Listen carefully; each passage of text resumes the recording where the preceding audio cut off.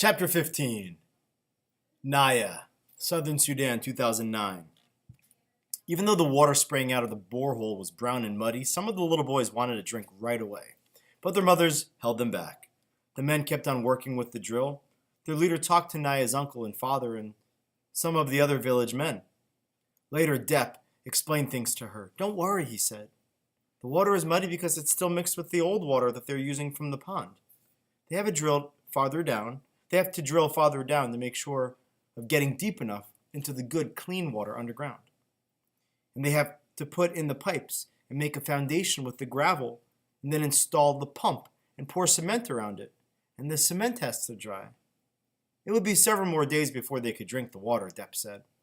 Naya sighed and picked up the big plastic can. Yet another walk to the pond. Hopefully, though, they'll be able to drink from that well. I think they're building a well. Salva, Nairobi, Kenya, and then Rochester, New York, 1996. The Lost Boys. That was what they were called in America. The boys who had lost their homes and families because of the war and had wandered, lost for weeks or months at a time before reaching the refugee camps. The aid worker explained this to Salva and the 8 other boys he would be traveling with. The woman spoke mostly English. Sometimes she said a word or two in Arabic, but she did not speak that language well. She tried her best to speak slowly, but she had many things to tell them, and Salva worried that he might misunderstand something important. They rode in a truck from the Ifo refugee camp to a processing center in Nairobi, the capital city of Kenya. Endless forms had to be filled out. Their photos were taken. There was a medical examination. It was all a blur to Salva, for he was too excited to sleep, which made him too tired to grasp everything that was happening. But there was one clear moment when he was given new clothes. In the camp, he had worn an old pair of shorts and an even older t-shirt.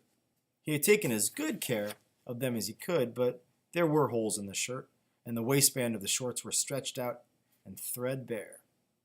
The camp workers handed out clothing whenever donations came in, but there were never enough clothes for those who needed them. Now Salva's arms were piled high with new clothes.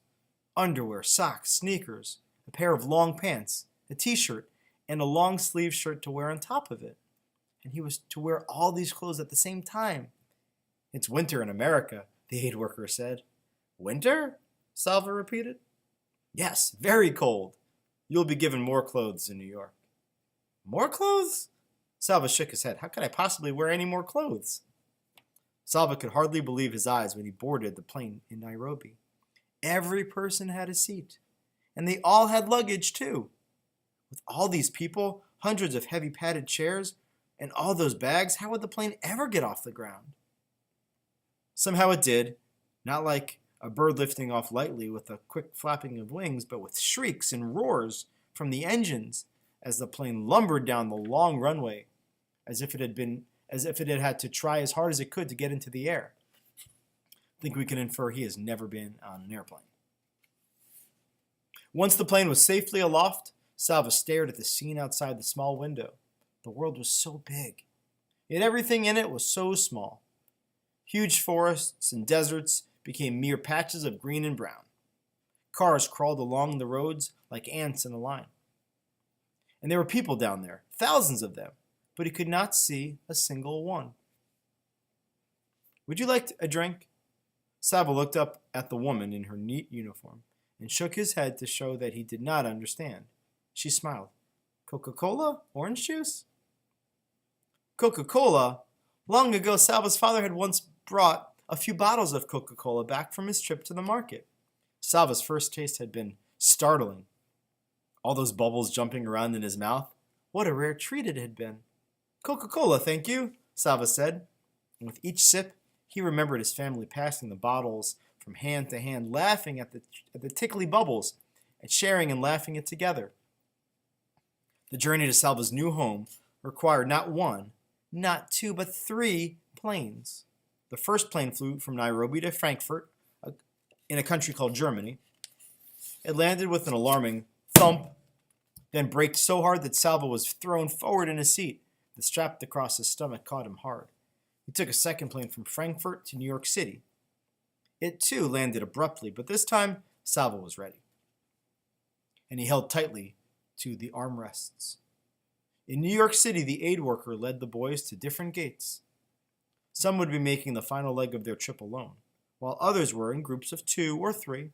Salvo was the only one going to Rochester. The aid worker said that his new family would be waiting for him there. On the plane to Rochester, most of the passengers were men traveling on their own. But there were some women too, and a few families, mothers and fathers and children. Most of the people were white, beginning at the airport in Frankfurt. Salvo had seen more white people in the last few hours than he had seen in his whole lifetime. He tried not to stare, but he couldn't help studying the families closely. Thoughts kept looping through his mind. What if my new family isn't there? What if they haven't changed? What if they have changed their minds? What if they meet me and they don't like me? Remember, he's 20-some years old. I wonder what it means he's getting a new family.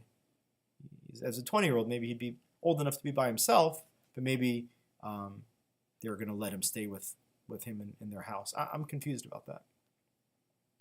Salvo took a deep breath. A step at a time, he reminded himself. Just this flight to get through for now, just like his uncle would tell him, right? The plane landed at last, its wheels screeching while Salvo gripped the armrests and braced himself for what was to come.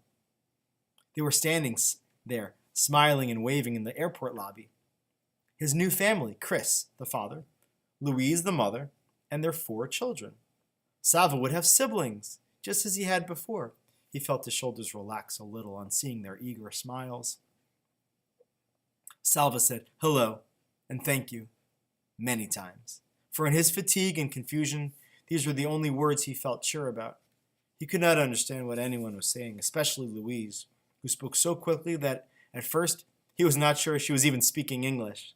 And yes, they did have more clothes for him. A big puffy jacket, a hat, a scarf, gloves. He put on the jacket and zipped it up.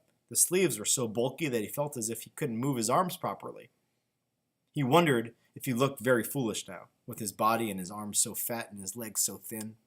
But none of the family laughed at him, and he soon noticed that they were all wearing the same kind of jacket.